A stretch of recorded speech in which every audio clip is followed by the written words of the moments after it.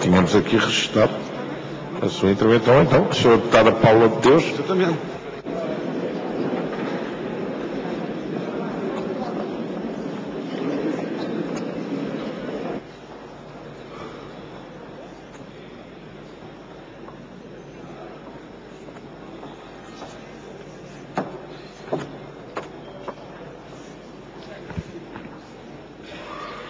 Senhor Presidente, senhoras e senhores deputados, a sociedade tem vindo a confrontar-se com situações que apelam à revisão da engenharia política de proteção à infância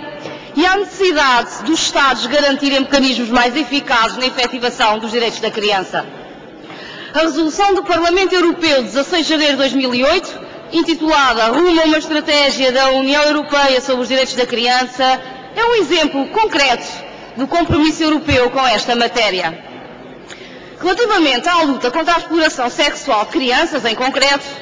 importa aqui sublinhar o papel do Conselho na Europa na adoção de diversas recomendações e resoluções. Assim, em boa hora inseriu no seu programa trienal Construir uma Europa para e com as crianças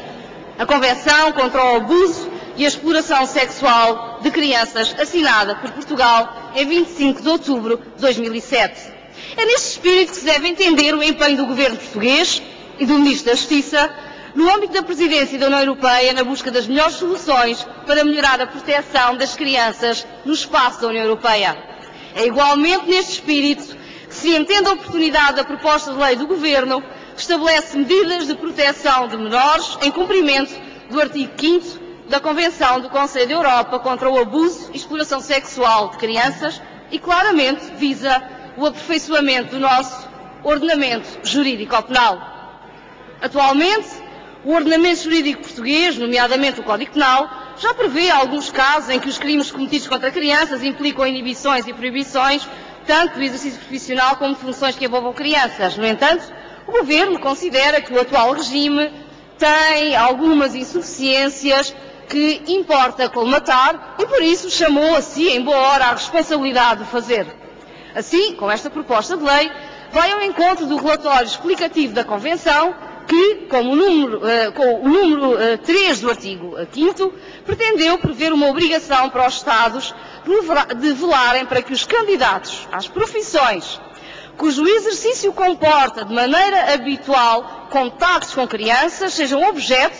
antes do seu recrutamento, de um controle destinado a garantir que eles não tenham sido condenados por atos de exploração ou de abuso sexual de crianças.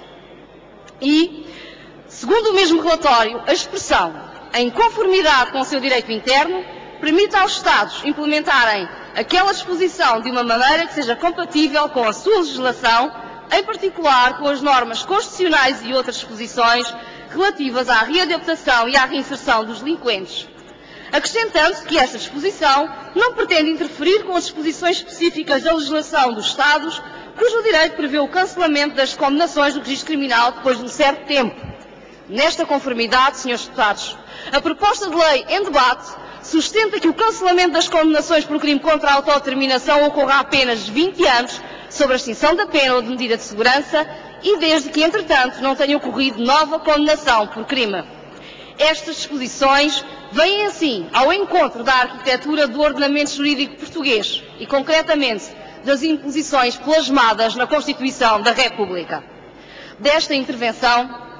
pode-se concluir que esta proposta de lei cria uma ponte entre a prevenção, por um lado, e a proteção das crianças, por outro. Isto acontece em virtude de estabelecer um mecanismo que regula e controla o acesso a todas as profissões que implicam um contacto direto com crianças. Na convicção que o direito à reinserção social de pessoas condenadas pelo crime de abuso sexual não está globalmente comprometido com uma limitação desta natureza, salvaguarda-se desta forma o interesse de proteção das crianças e jovens. Estas medidas fortalecem o entendimento do ónus social dos maus-tratos infantis e do abuso sexual cometidos contra crianças. Certamente ainda se poderá avançar mais, mas entre outras ações, a obrigatoriedade da apresentação de certificado de registro criminal aos candidatos a emprego ou atividade cujo exercício envolva contacto regular com menores, constitui, per si, um mecanismo legal que garante uma proteção mais efetiva, mais eficaz das nossas crianças. Senhor Presidente, senhoras e senhores deputados, face ao texto da proposta de lei, número 1 do artigo 2º, no recrutamento para profissões, empregos, funções ou atividades públicas ou privadas, ainda que não remuneradas, cujo exercício envolva contacto regular com menores, a entidade recrutadora está obrigada a pedir ao candidato a apresentação de certificado de registro criminal e a ponderar a informação constante do certificado na aferição de idoneidade do candidato para o exercício das funções. Desta forma, fortalece a edificação do ordenamento jurídico português, que passa a ficar dotado do instrumento que permite a aferição de idoneidade no acesso a funções que envolvam o contacto regular com menores. Considerando que o epicentro desta proposta de lei é a salvaguarda do superior interesse da criança e a necessidade de garantir a sua proteção perante a ameaça de contacto com agressores sexuais, é importante registrar a ambição do Governo de ir além da Convenção do Conselho da Europa, impondo idênticas obrigações em processos que envolvam crianças, respectivamente em processos de adoção ou outros que envolvam a entrega ou confiança de menores. É preciso dar boa nota que um ambiente favorável a condições seguras para o desenvolvimento saudável das crianças e jovens depende de se criarem na sociedade mecanismos como os previstos, que concorrem para a prevenção e luta contra qualquer forma de violência sobre as crianças e, concretamente, sobre o abuso e exploração sexual infantil. Termino congratulando-me